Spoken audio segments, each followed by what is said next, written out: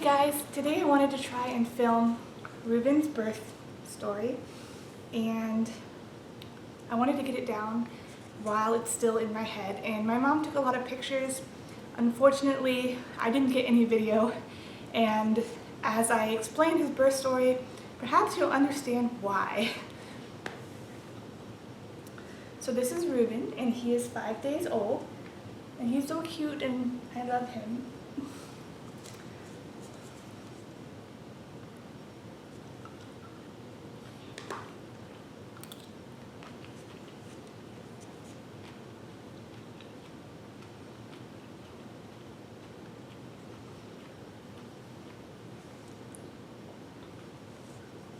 So I went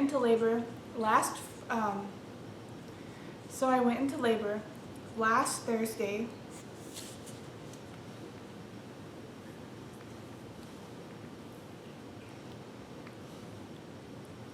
So last Thursday, I woke up, it was around 11 o'clock, and I've been sleeping for an hour, and something just felt off. I felt weird, and I thought maybe I'd eaten something that had disagreed with me. But about an hour after that, I started having contractions, and they were super painful. Like, I've always heard, and I don't know if this is just an old wives' tale, but I've always heard that your contractions start out slow and then get more painful as time goes on. Mine just were like, bam, you're having a baby. It was, I couldn't even walk or talk through them. Like, they were awful. And it shocked me because it was extremely painful, and I thought I was going to be able to like reason with the pain or like focus through it or do a bunch of different other things. But it was just pain. And so I called my doula and I'm like, I'm in labor, it really hurts, I don't know what to do. And about that point, she said she was going to come over. So I woke my husband up and he started packing his bags, and then I started throwing up. And that was awful. So I was having lots of pain and throwing up, and I was like, this is awful, I want to go to the hospital now. I told my husband, I don't think I can do this natural, like I want an epidural. Because at this point, I didn't realize that I was in really active labor. I thought I was in pre-labor, and if pre-labor hurts that much and it's going to get worse, I couldn't do it. But my labor just kind of started out as full-on labor.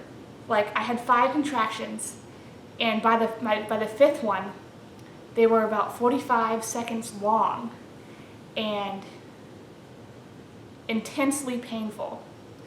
So my doula got there, and she was wonderful, and I threw up on her. She was wonderful. And then I told my husband that we're going to the hospital and I'm getting an epidural.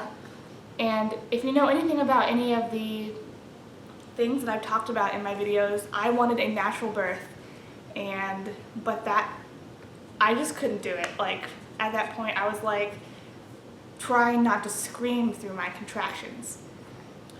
So I somehow made it to the car and to the hospital, and I fussed and moaned the whole way, like my poor husband.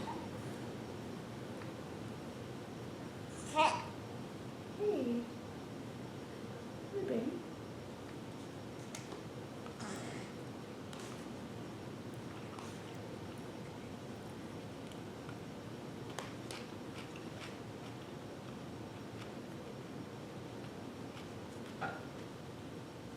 Sorry, I'm trying to multitask. Because when he's sleeping, I either have to be like eating or using the bathroom or doing something. So I made it to the hospital. I walk in and there's a lady at a desk right there. By this point, it's like 2 o'clock in the morning, Friday morning. And I'm like, I want an epidural. And she's like, why are you here? And I'm like, I'm having a baby. And she's like, okay, come around here. So she asked me all these questions, and I try to answer to the best of my ability while still freaking out over the pain. I think I have a high pain tolerance, but I suppose that maybe either I don't or my contractions were just really painful. My mom had 2 children naturally. A lot of my friends had a natural birth, and I really thought that if they could do it, so could I. But I don't regret anything that happened at my birth. I don't regret the choices I've made. My body's different, and Reuben is different, so everything's different. So they got me in this tiny room, and they were like, you've only been in labor for a few hours, we're gonna check you, and then we might have to send you home. And at that point, I really seriously started freaking out. I was like, you cannot send me home. I'm in labor, I'm having a baby, I'm gonna die. Like, you have to give me something for this pain. They put me in a hospital gown, and at that point, my water broke, and I think I was kind of going into shock at this point. So my water broke, and then they admitted me. They didn't check me. So they admitted me because my water broke, and they put me in a bed, and then another patient had a huge emergency, and they called everyone to her. I think she had to have an emergency C-section or something. So the doctors left, and they told me they were going to start my IV and get me some pain medicine, but they weren't able to do that for another, it felt like forever, but my husband said it was like 5 minutes. Or 10 minutes or something while they went and dealt with the emergency. And I asked them about that lady's baby, and they said she was fine, so I was fine. I could deal with it while they dealt with the emergency. So basically I cried on my doula, and my doula was amazing. Like, I talked to her throughout my entire pregnancy, about not wanting any intervention and wanting a totally natural birth, and the second I go into labor, I totally flipped on her, and it probably was a little bit overwhelming to her. I'm not quite sure, but she went with it, and she, let me know what was going on and what to expect. So they come back, they give me an IV, they give me some Stadol, which takes the edge off of it. It doesn't take the pain away. Still super painful, but it kind of takes the edge off of it. They gave me some Stadol. I don't know how long it had been. They checked me. I was, 80% effaced and 20% or 2 centimeters dilated, I'm sorry. So I wasn't that far along. They moved me to a different room. I don't really remember that part. They moved me to a different room, and I had Stadol, and my husband carried the stuff, and I could hear people talking. And then I think it was a few minutes to maybe an hour later, I'm not sure, because time when you're in labor is completely arbitrary. They gave me the epidural. And let me tell you, the epidural is the most amazing thing in the entire world.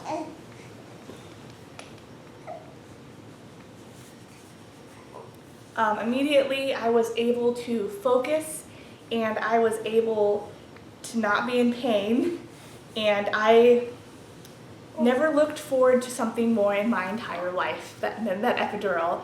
And the doctor who did it was super fast, he was super friendly. I had 3 contractions after the epidural, and then everything went pleasantly numb. And I was happy. Oh my gosh. I was so happy. I just remember being like, oh my gosh, I'm so happy. And then I was able to rest, and I had some broth, and I had some Jell-O, and I talked to my husband and my mom, and just tried to wrap my mind around the fact that I am actually going to have a small child come out of my vagina, which I know that I grew him for 9 months. It's just, when you go into labor, it's it's surreal. I don't even know how to explain it. It's just like you're in the zone, and your body's doing its thing, and your mind just kind of whoa. I don't know if that makes any sense. So they came and checked me. I don't know how soon this was, but I was only in labor for 12 hours before I gave birth. So they checked me somewhere in the middle of that time, maybe 6 hours, and I was 10 centimeters dilated. So they said I could start pushing. And I pushed for about 2.5 hours, and he didn't come anywhere close. He didn't move at all. They could see about a dime shape of his head, they said, but he wasn't moving. I pushed for 2.5 hours. In the last half hour, my epidural started to wear off. It started from the toes, and it then wore off upwards. And I started feeling contractions again, and they started getting really painful. It was the same pain as when I first started, and that's when I realized that my contractions and labor just started full throttle. I didn't have like an incline. So I, of course, start panicking again, and my body starts panicking, and they were worried about Reuben. They thought that maybe he was stuck because they saw that my vagina was extremely swollen, and even before I started pushing, and that was a little bit confusing. But of course we didn't know the reason why. I'll tell you the reason why in a second. So they gave me something called a bolus, and they had me rest. I think I rested for about 4 hours. So they gave me a bolus, and they also gave me Pitocin because they thought my contractions weren't strong enough to push the baby out. So I was having contractions and I was dilated enough, but my contractions weren't strong enough. So it took about 4 hours, and I got up to like 9 or 10 on the Pitocin levels, and they upped it really slowly. And the Pitocin didn't bother me. The bolus took away the pain again, and I was happy. So then we started pushing again, and he was coming and he was moving, which was really, really great. But then his heart rate started to go down in certain positions. His heart rate was not good, and at one point they lost his heart rate, and I started like freaking the heck out. And they stuck sensors on his head, and they told me that they might have to suction him, and they explained it, and they said I might have to have an emergency C-section. And I've always been afraid of C-sections, but at that moment I trusted my doctor to know what to do. I trusted her completely, and I told her, I trust you to make the right decision and do what you have to do. So I think I pushed for another 30 minutes, and he was coming and coming, and then they were going to do the suction. This part is really hazy for me. They were going to do the suction, and they lost his heart rate, and he was almost born, they said. So they had a bunch of people in the room, and my mom was there, and my husband was there, and my doula was there, and everyone was praying because the suction thing can have bruising on his head, and it has some risks associated with it. Everyone was praying, and I was trying not to freak out, and I was still trying to push. And then the machine just went dead, and I'm not quite sure what happened. They pulled the things off of his head, and they just told me to push with everything that I had. So I pushed with everything that I had, and I heard this popping noise, and that was me tearing as his head exploded out of my whatever. He came out, and I heard him start crying, and I immediately felt like relieved that he was okay. And I've never felt so amazed at my doctors for, at that point there was my midwife in the room, and there were 2 doctors in the room because the suctioning has to be performed. She felt more comfortable with it being performed by somebody who had a lot of experience with suctioning. So they had that all set up, and they were about to use it when they lost his heart rate, and they just told me to push, which usually they don't tell you to push like really hard like that. They like to do it slowly so you tear less. They just had to get him. They had to get him out because they, wanted to make sure he was okay. And they absolutely made the right decision. I've never felt so safe, and I felt so safe that they knew what they were doing was right. And I have a fear of doctors. I'm usually very skeptical, but this was I just felt so safe. So we came out. I was watching my husband's face at this point, and his face was just like, he was so amazed that this was happening. I didn't watch myself give birth. I didn't want to see, and I asked people in the room not to tell me about like what was going on down here, or just say, I see the baby or something, because I just wasn't interested in actually watching him be born. So I watched my husband's face, and then they handed me this like crying baby, and I was holding him, and I was crying, and my husband was crying, and I'm thinking maybe everyone else was crying, I don't know. And I just look at him, and the first thing I notice is that he has my husband's hands. My husband has huge man hands, and this baby has huge hands. And that's the first thing I said, is, he has your huge man hands. And the midwife is birthing my placenta, and which my husband said was as big as the baby, and I was like, oh, I'm glad I didn't see that. And she is talking about sewing me up, and because I had some tears and stitches and things, and I'm just sitting there shaking and holding this baby, and I'm just like, I was afraid that I wouldn't want to hold him and that I wouldn't love him at first sight, which I know is normal, and sometimes it takes a while for you to build a bond with your baby. But I loved him the moment I saw him, and I love him every time I look at him. So he was born, and they stitched me up for a long time. I had lots of stitches. I tore in the front and the back, and I tore in other areas too. I forget what they said, but it's okay, it's fine. I'm just really glad that I was able to give birth vaginally, and I didn't have to have a C-section. So probably about 2 to 3 hours later, they take us to another room. It's called the mother-baby unit, where you stay for 2 or 3 days just to get breastfeeding started and learn about your baby. And they gave him a bath. The only time he was away from me was after mother baby. They gave him a bath, and I was too exhausted to go with him. My husband was going to go, but at this point it was like late, and we were both exhausted, and so they gave him a bath and brought him back, and I've been with him ever since. And I know I really wanted to film parts of his birth and everything. It just didn't work out that way. But my mom took tons of pictures, and I'm really grateful to her. I'm just so grateful to have a baby. It feels like he's been here forever. He just feels like so much a part of our lives, and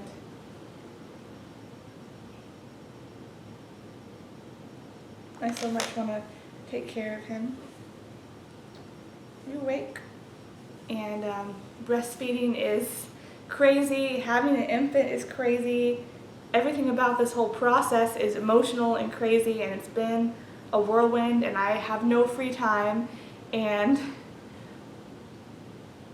it's crazy. But that's his birth story, and if you have any questions, leave them down below, and I'll try to answer. And birth is no joke. It's not easy. It's not easy at all. It's intense, and it consumes you. That's the best thing I can say about it. And I have anxiety issues when I think about doing this again, because I do want another baby, but I don't want to have to birth him or her. But that's okay. I'm sure that if and when I do, God will give me the strength again to get through it. I do feel that God was with me when I gave birth, and that his hand was on Reuben's birth.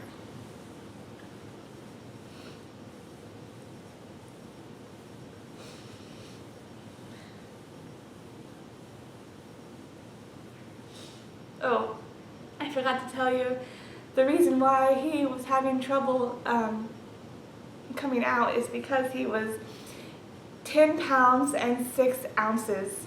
So he's a big baby. He's chunky, and I love him.